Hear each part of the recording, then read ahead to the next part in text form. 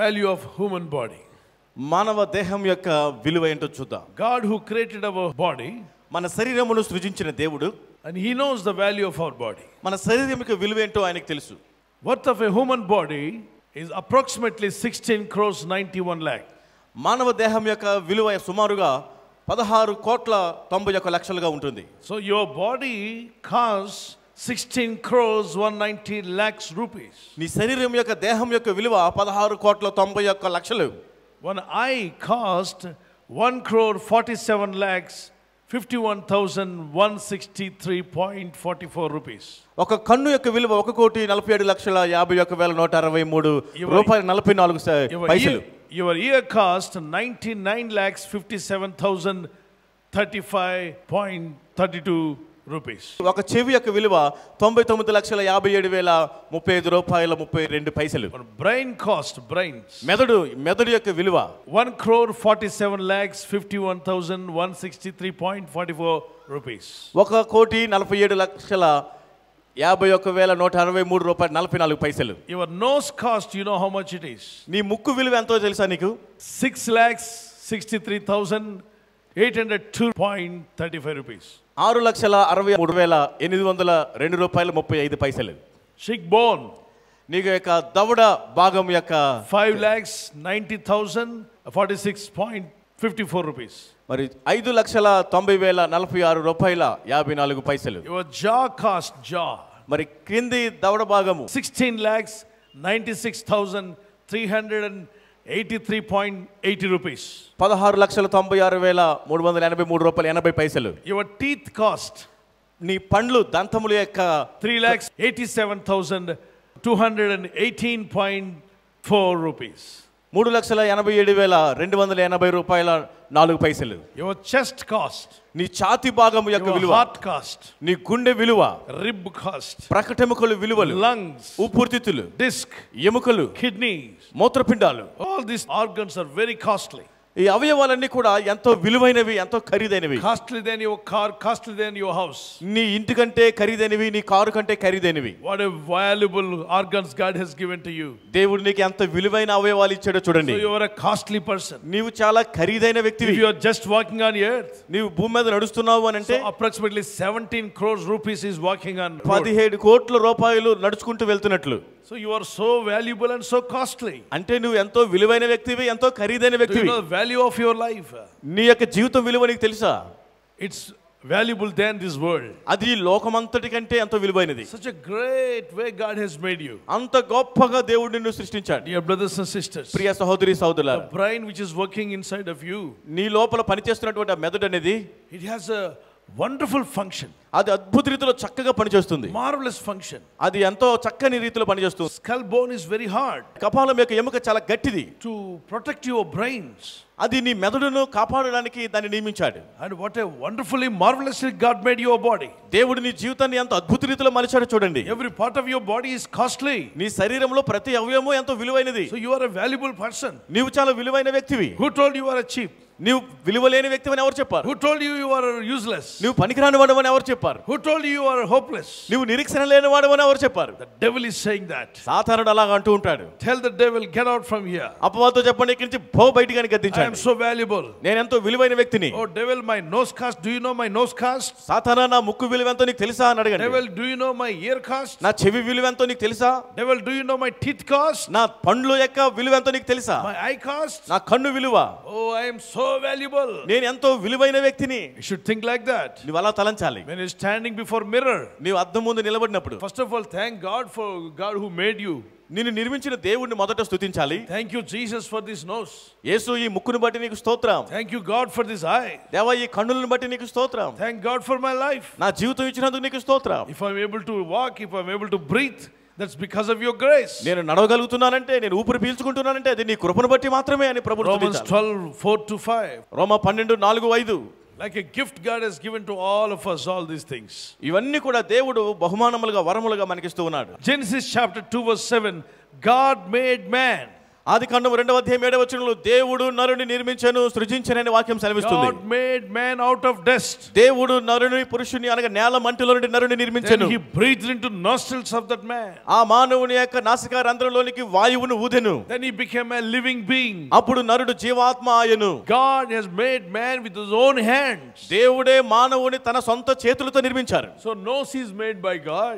ముక్కు దేవుని చేత నిర్మింపబడింది. Eyeballs are made by God. మన కన్నులు కూడా దేవుని చేత నిర్మింపబడ్డాయి. Our hair is made by God. మన తల కూడా తల వెంట్రుకలు దేవుని చేత Our నిర్మించబడ్డాయి. hand structure made by God. మన చేతులు నిర్మాణం దేవుని చేత నిర్మింపబడింది.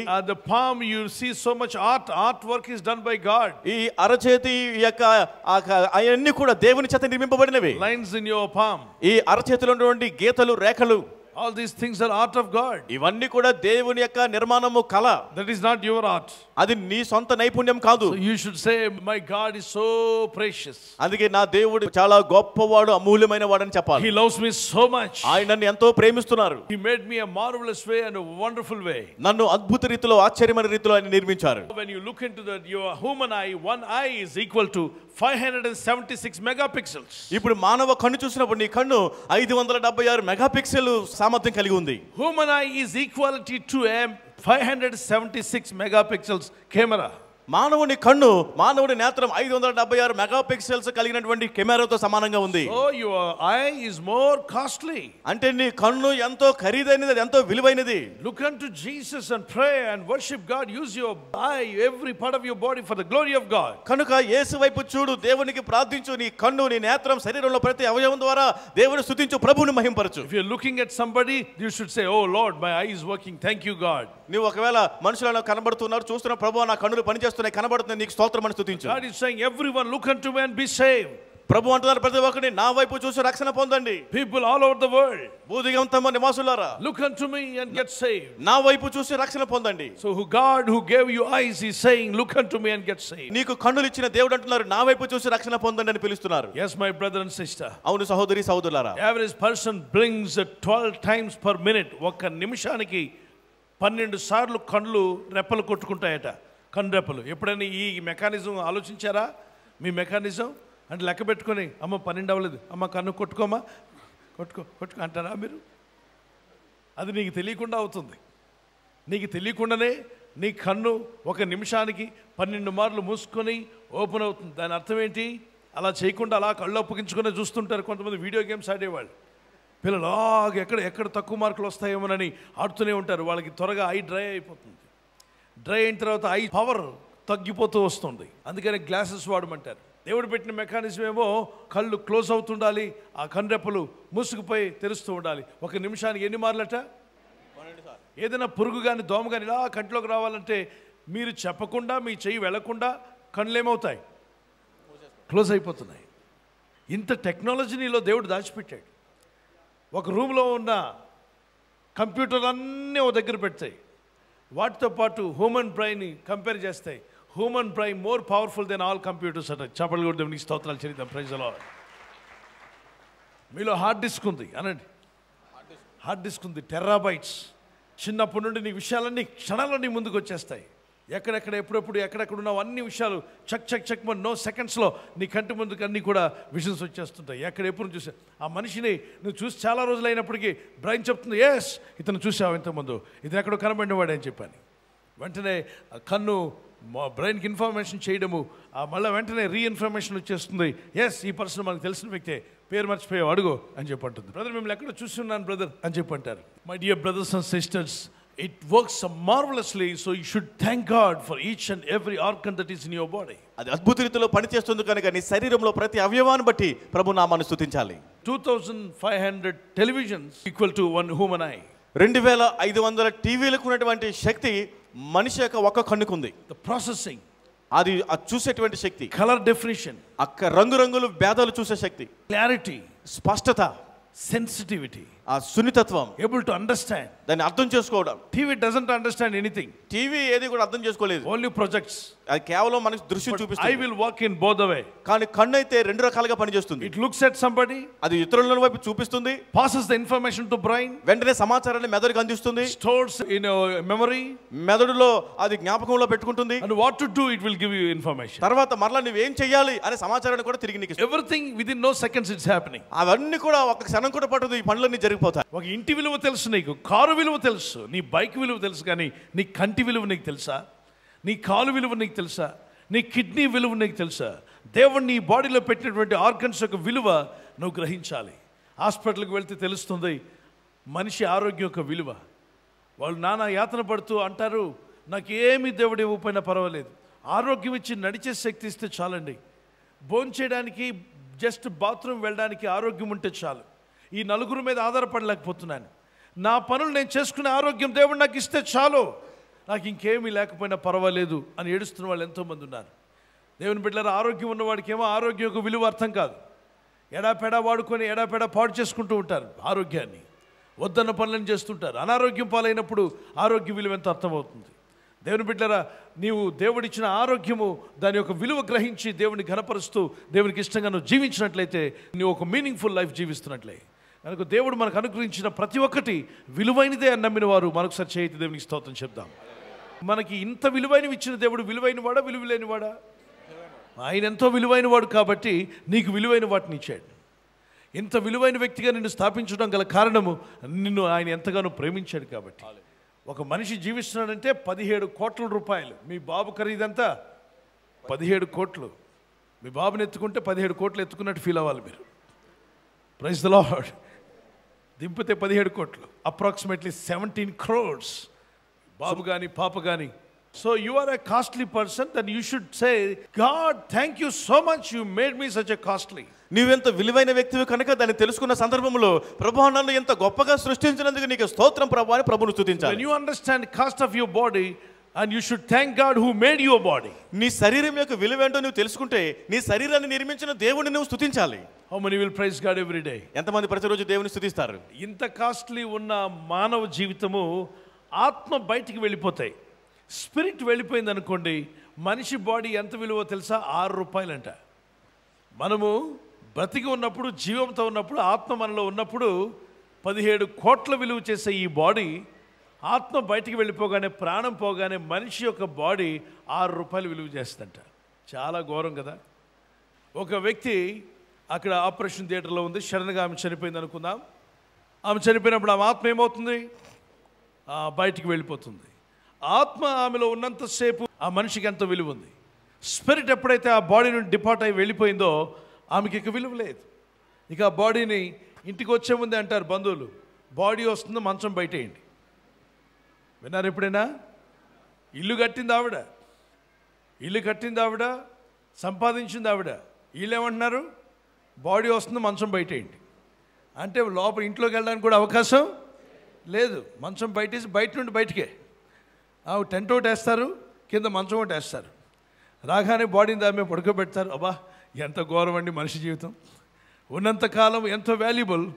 ఒక్కసారి కన్ను మూసారని తెలియగానే ఈ లోకమంతా కూడా ఏం చేస్తుందో తెలుసా? మా ఇంట్లో వద్దు, మా ఇంట్లో వద్దు, మా ఇంట్లో వద్దు. ఎవరికి ఇష్టం లేని స్థలానికి తీసుకువెళ్ళి అక్కడ అందరూ కలిసి ఏదో ఆశీర్వాదం ఇచ్చినట్టు మట్టి తీసేస్తారు. అది life.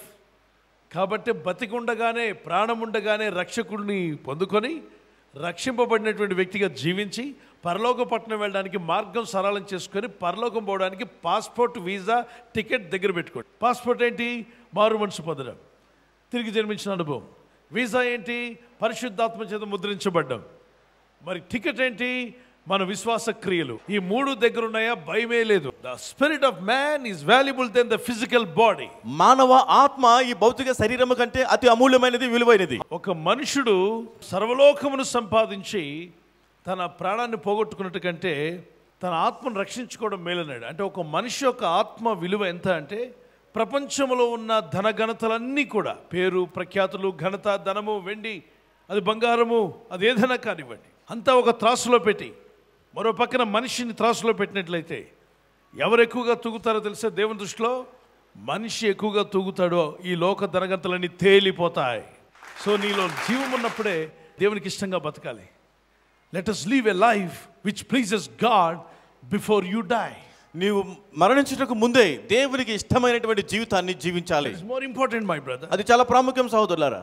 Listen to God's word. దేవుని వాక్యాన్ని వినండి. And be filled with the Holy Spirit. పరిశుద్ధాత్మతో నింపబడండి. Before your spirit comes out your body, depart from your body. నీ ఆత్మ నీ శరీరం నుండి బయటికి రాక మునిపే, విడిచి వెళ్ళక మునిపే. So you are valuable. నీవెంతో విలువైన వ్యక్తివి కనుక. Listen to God's word and surrender to God's word. దేవుని వాక్యాన్ని విని దేవుని వాక్యాన్ని నువ్వు అప్పగించుకో. Once you depart from your body, నీ ఆత్మ శరీరం నుండి ఒకసారి no వెళ్ళిపోయింది. longer your spirit will come back. ఇక ఎన్నడూ కూడా నీ ఆత్మ తిరిగి వచ్చే అవకాశం లేదు. That is what the Bible says. Get saved. Healing is okay.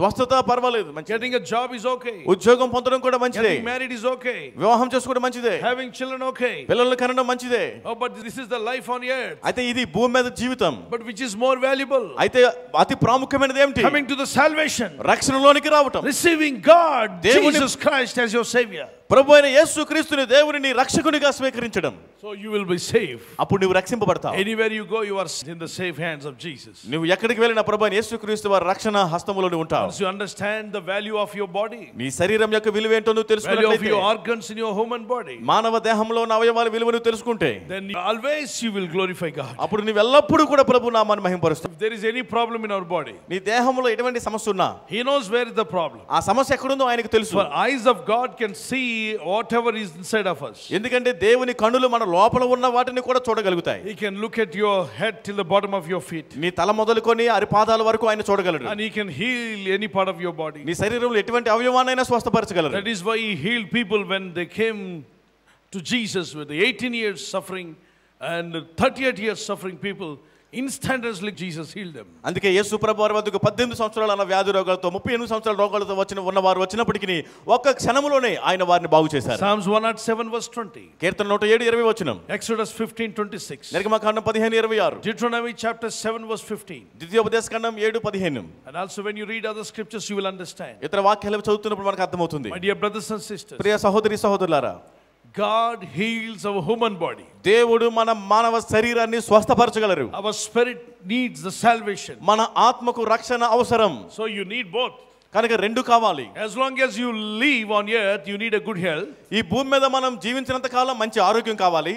And before you leave, say goodbye to this world, you need to get saved to go to heaven. ఈ లోకాన్ని విడిచిపెట్టి లోకానికి వీడ్కోలు పలకడానికి ముందుగానే రక్షణ పొందాలి పరలోకం చేరడానికి. Both are important things. రెండు ప్రాముఖ్యమైనవి. Understand the value of your spirit, understand the value of your body. నీ ఆత్మ యొక్క విలువ ఏంటో, నీ శరీరం యొక్క విలువ ఏంటో నువ్వు తెలుసుకోవాలి. 1 Corinthians chapter 3 verse 16 and 17, your body is the temple for the Holy Spirit. మొదటి కొరింథీ 3:16-17 వచనాల్లో నీ దేహము పరిశుద్ధాత్మకు ఆలయమై ఉన్నది. Come on, read it. Know you not that you are the temple of God and that the Spirit of God dwelleth in you. మీరు దేవుని ఆలయమై ఉన్నారనియు దేవుని ఆత్మ మీలో నివసించుచున్నాడనియు మీరు ఎరుగరా? If any man defile the temple of God, him shall God destroy, for the temple of God is holy, which temple you are. You are the temple of God. నీవే ఆ దేవుని ఆలయమై ఉన్నావు. So don't destroy this temple of God. కనుక ఈ దేవుని దేవాలయమును పాడు చేసుకోవద్దు. Keep holy. పరిశుద్ధంగా ఉంచుకోండి. 1 Peter chapter 1 verse 14 to 16. మొదటి పేతురు మొదటి అధ్యాయం 14 నుండి 16. Leviticus 11 verse 45. లేవికాండం 11:45. Leviticus, when you read it, 32:22. లేవికాండం 32:22. Hebrews 12:14. హెబ్రీలు 12:14. So God is holy, He wants us to be holy. దేవుడు పరిశుద్ధుడు కనుక మనం పరిశుద్ధంగా ఉండాలని How can కోరుతున్నాడు. I make my body holy? నేను నా శరీరాన్ని పరిశుద్ధంగా ఎలా ఉంచుకోగలను? By the blood of Jesus. 1 John chapter 1 verse 7. మొదటి యోహాను మొదటి అధ్యాయం 7వ వచనం పరిశుద్ధ యేసు క్రీస్తు రక్తము ద్వారా. Whenever you come in and go out, you wash your hands, wash your legs, and you also take bath.